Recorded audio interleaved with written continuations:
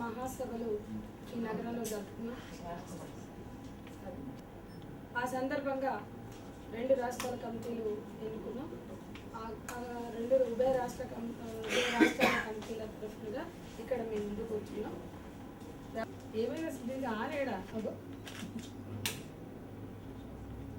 Hello మిత్రులారా, మార్చి 1 సీరియస్గా ముందుకు తెస్తున్నాం. మరో ముఖ్యమైన అంశం ఏంటంటే, మేము ఎప్పటి నుండో స్వప్నిక ప్రణీత దాడి సందర్భంగాను అనేక సందర్భాల్లో ముందుకు తెచ్చాం. మహిళలకి రక్షణ కల్పించడానికి ఒక ప్రత్యేక వ్యవస్థను ఏర్పాటు చేయాలి.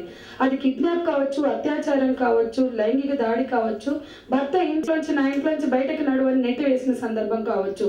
కాబట్టి వీళ్ళ కుటుంబ హింస, లైంగిక హింస ఈ చట్టాలన్నిట్లలో కూడా బాధితుల రక్షణ కల్పించే చట్టాలు ఉన్నాయి. వీటిని బాధితురాలు వెళ్ళి పోలీస్ స్టేషన్కి వెళ్ళి అది ఆమె కోరే వరకు ఆమె రక్షణ అనేది ఒక సమస్య వస్తుంది. కాబట్టి వీటన్నిటిని అనుసంధానం చేస్తూ ఒక రక్షణ వ్యవస్థను ఏర్పాటు చేయాలి.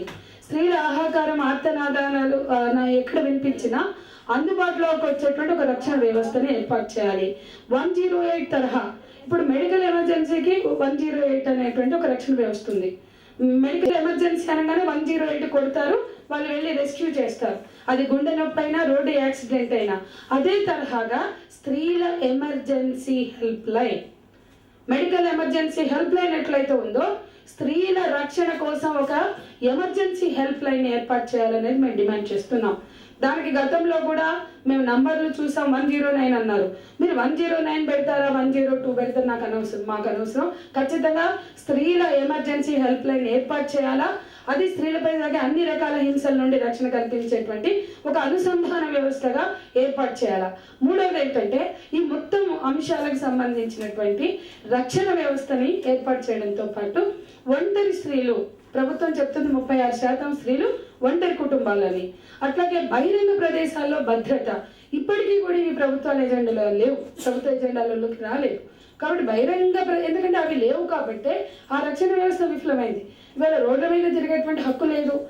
మాల్స్కి వెళ్ళినా, బస్టాండ్లో దిగినా, రైల్వే ఈరోజే మీరు పేపర్లలో చూశారు, అనూహ్య బందర్ నుంచి బయలుదేరింది, ట్రైన్ ఎక్కింది, విజయవాడలో బొంబాయిలో దిగింది. అతను ఎవరో కూలీ అంట, ఒకప్పుడు రైల్వే కూలీగా పనిచేశాడంట. అతను అవునో కాదో కానీ వీళ్ళ పోలీసులు, ముంబై పోలీసులు ముందుకు తెచ్చింది. అతను ఆ అమ్మాయిని ఏ రకంగా తీసుకెళ్లి అత్యాచారం చేసి అమానుషంగా చంపేసి సజీవదానం చేశాడో చూసాం. కాబట్టి బహిరంగ ప్రదేశాల్లో స్త్రీల భద్రత అనేది అది స్త్రీల సమస్య కాదు. వాళ్ళే రక్షణ కల్పించుకోవాలా, వాళ్ళే బాధ్యత వహించాలా, అది వాళ్ళదే బాధ్యత. వాళ్ళు ఆ టైంలో ఎందుకున్నారు, ఎక్కడికి వెళ్ళారు, ఇవన్నీ మాట్లాడుతున్నారు. బస్సు ఎక్కిన ఆమె దిగాలంటే సకాలంలో బస్సు చేరకపోవచ్చు, రైలు చేరకపోవచ్చు. కాబట్టి దిగిన మనిషి తన గమ్యానికి వెళ్ళడానికి ఒక భద్రత అనే అంశం, భద్రత అనే దాన్ని కూడా ఆలోచించాలా. అందుకే ఈ మొత్తం దాడుని దృష్టిలో పెట్టుకుని బహిరంగ ప్రదేశాల్లో స్త్రీల భద్రత ఇది ప్రభుత్వ ఎజెండాలోకి తీసుకోవాలనేది మేము నిర్దిష్టంగా డిమాండ్ చేస్తున్నాం.